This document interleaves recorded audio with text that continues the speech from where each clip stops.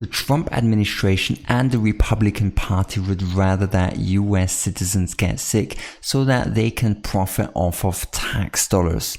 In this video, I want to share with you the scheme that is unfolding in front of your eyes, happening right now, and that is the Trump administration and his coonies are profiting off of this pandemic, endangering people, eliminating the competition, and many other disgusting things. My name's Kierin, really happy to have you here with me today. I create crypto and decentralized finance videos, and from time to time I talk about what is happening in the market that I think that you'll find interesting. If you haven't already, feel free to subscribe and make sure that you are ready for the next bull run. So let's jump right into this unfortunately relatively disgusting thing that's happening at the moment. And I'm going to explain to you in detail how this is being pulled off. And it's actually ingenious in a way. Unfortunately, it's quite sad and will put a lot of people in danger. So the first step is eliminating the oversight. So the oversight makes sure that the trillions of dollars of tax money that has been printed to help companies, well, the oversight makes sure that this money goes to the right organizations, goes to the right people, and so on. Without an oversight, well, this money kind of disappears more or less in thin air and pads people's pockets instead of going to those people in need. And well, yeah, the Trump administration, well, basically Trump, has been battling with the oversight, the congressional oversight for a while. And yeah, President Trump is using the coronavirus bailout to keep up his long-running battle against congressional oversight, potentially laying the groundwork for yet another showdown with Congress. And Trump last week signed a $2 trillion coronavirus relief bill, but said he would ignore provisions directing the bailout's overseers to consult with Congress, saying they posed constitutional concerns to the president's ability to direct and control the executive branch. And yeah, the important part here is the oversight provisions were included at the behest of the Democratic negotiators and helped win the party support for the bill, despite concerns about what they called a massive corporate slush fund. So the oversight was basically a prerequisite for the trillions of dollars to be printed. Without the oversight, this bill would never have passed and this money would never have been printed, especially since they're calling this amount of money that's been printed a slush fund to help out corporations that have been just buying back their stock over the last 10 years instead of putting it into reserve funds like they should have maybe done. And the Trump administration says they would notify committees of their plans, but would not treat spending decisions as dependent on prior consultation with or the approval of congressional committees. That means they can just do with the money as they please, with little or no oversight and no one just looking at what they're doing. This is how it starts, and like that you can divert the funds to more or less where you want. Second part is this is the second step of the scheme, and that would be acquire the authority to command which businesses get which contracts. So make sure that those people who are maybe in your favor would get the better contracts. Listen to this. To a large extent, we have millions of masks which are coming and which will be distributed to the states. The states are having a hard time getting them, so we're using the Act. The Act is very good for things like this. We have millions of masks that we've ordered. They will be here soon. We're having them shipped directly to states. So yeah, basically these masks will be sent to states. And yeah, we'll talk about what actually happens, which states actually get them. And I think to completely understand this part of the step, you have to understand the next part of the step, which is very crucial for this. So number 3 is have trusted people stand up companies through which the money can be funneled. So 3-week-old companies that have been funded through the coronavirus stimulus bill are now selling medical equipment, and not just a little bit of medical equipment. So here there's a interesting article from Politico. And Republican fundraiser looks to cash in on coronavirus. A longtime Republican fundraiser sent an email to his clients on Thursday, abruptly announcing that he would no longer be working for them. Got some new business opportunities apparently. So the fundraiser, Mike Gula, didn't specify his new line of work in the email, but in an interview he said he'd started a new company selling medical equipment. What a coincidence.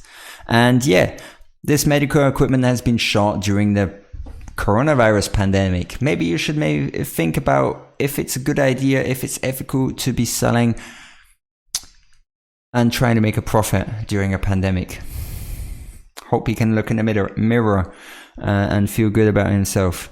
And when asked, he'd managed to procure such equipment when there are shortages in hospitals across the country. Gula said, "I have got relationships with a lot of people."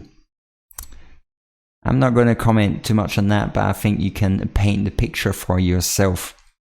And furthermore, when asked how much he can provide or how much medical equipment he can sell, I don't want to overstate, but we probably represent the largest global supply chain for COVID-19 supplies right now. We are getting ready to fill 100 million unit mask orders, which is a mind-blowing amount. I mean, just crazy. And also, I mean, you don't get such massive amounts without any good connections higher up. So I guess the jigsaw pieces are slowly falling into place, and you're starting to understand how this massive scheme is playing off, with one hand washing the other, making sure that certain people can pad their pockets massively during this pandemic outbreak. Now, step number 4 is have the federal government sell at a reduced price its strategic stockpile to new companies. So basically make sure that some companies can get the products for much cheaper, and these companies can sell the medical supplies for much higher price. There's one a Twitter post. This is so important for everyone to understand. This explains why governors say, "I'm not getting the supplies I need." So many different governors are not getting the supplies because they're getting outbidded. And he says, POTUS says, "We are sending tons of supply. It's going from the federal government to commercial distributors who then deliver to the highest bidder states." I've just got one word for this, just one word, and that is disgusting. I mean, seriously, that everything is everything's for profit. I mean, that's definitely disgusting. I would think that maybe people would find some humanity during these times and not just be out for profit at every instance possible, putting people in danger. I think this is just disgusting. So furthermore, there's one governor who talks about these states, and he compares them with eBay bids, with one bid, with one state maybe bidding on some ventilators and another one bidding higher, and then so on. So the states with the more funds can get the equipment that they need. And listen to this. Just crazy that this is happening. New York's Governor Andrew Cuomo expressing frustration at the lack of federal coordination as states seek supplies to fight the pandemic. It's like being on eBay with 50 other states bidding on a ventilator. And you see the bid go up because California bid, Illinois bid, Florida bid, New York bids, California rebids. That's literally what we're doing. I mean, how inefficient. Yeah, and I mean, it's really crazy. I mean, thinking about that they have to bid for medical equipment. People are suffering, people are dying, and it's not distributed in a fair manner. I mean, to be honest, I'm lost for words. I don't really know what to say. So then have the federal government send taxpayer dollars to ship supplies purchased from China to these brand new private companies. So not only are they making profit on these medical supply shipments, but the cost is offloaded to the US citizens through tax. I mean, how evil can such a scheme become? Yeah. So about this shipment that is called Project Airbridge to expedite arrival of needed supplies, White House says. Needed supplies indeed. However, not everyone is going to get them, only those with more cash. And a plane load of healthcare supplies arrived in New York on Sunday from China, part of an effort of the White House says will expedite the arrival of goods that are badly needed to fight the coronavirus pandemic. Sunday's shipment included 130,000 N95 masks, nearly 1.8 million other face masks and gowns, more than 10.3 million gloves, and more than 70,000 thermometers, according to a White House statement. A handful of American healthcare distributors purchased the supplies, and the Federal Emergency Management Agency paid for the Shanghai to New York. So basically, US citizens, if you're a US citizen, then you also help pay for this, which I think is good if it actually goes to those states in need, those medical facilities in need, and not just to the highest bidders, not just padding some greedy person's pockets. So yeah, this is just an unfortunate situation, and I think you'll have to think about it. If you're watching this video, if you're from the US, I think you have to think about it, and hopefully you can do something about it. Then last but not least is eliminating the competition. So making sure that some companies have to do the government's bidding, and when they do not, then things get drastic. And that happened with 3M.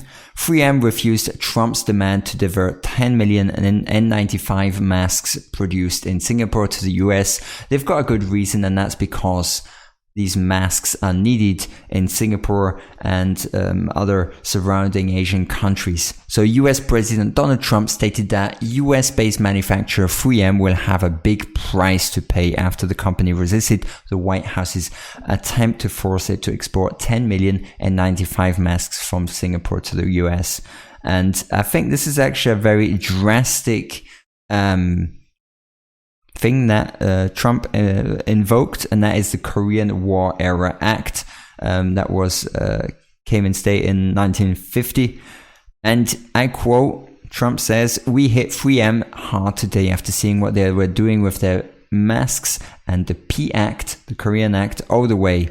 Big surprise to many in government as to what they were doing. They will have to pay a big price." And the Korean Act, basically what that means is that an American company must sell its products to the US government upon request. And this act was first passed in 1950 at the time of the Korean War.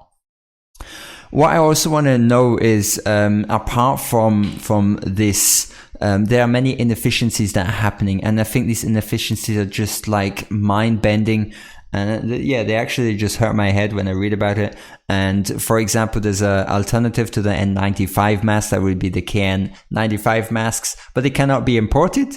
They cannot be imported into the US because the FDA has not approved. So the Food and Drug Administration has not approved these masks to be authorized and legally imported into the US. So they're basically blocking themselves, blocking those people in need. So I'd think that maybe, yeah, they'd consider maybe putting some fire under their butt and making some faster decisions in order to have much more medical supplies. But yeah, of course, that's just one side of the problem. So yeah, I mean, this whole situation is crazy. It's absolutely disgusting that this is happening. And yeah, I think it's also extremely sad. I mean, at first I thought it was just a joke.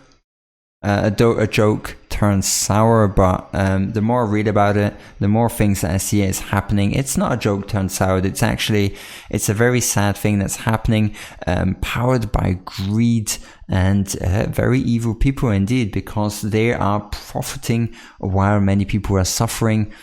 Many people are going to be losing their jobs due to maybe a recession coming, who knows. So yeah, if you're one person that is affected by this, well, my heart and mind goes out to you. I hope you manage to pull through. If you've got relatives that are infected, I also hope you pull through, and I wish everyone safe recovery and stay in good health. So yeah, hope you found this video interesting. I'll be back soon with my typical cryptocurrency decentralized finance content, so keep your eyes peeled for that. If you haven't already, hit that subscribe button. Really appreciate all the support that I've been getting. This channel wouldn't exist if it weren't for you guys. So big shout out to everyone that's commenting, leaving lovely replies and feedback. So yeah, big shout out to you guys. You're the VIPs. And yeah, I'll catch you in the next video. Have a good one. Bye bye.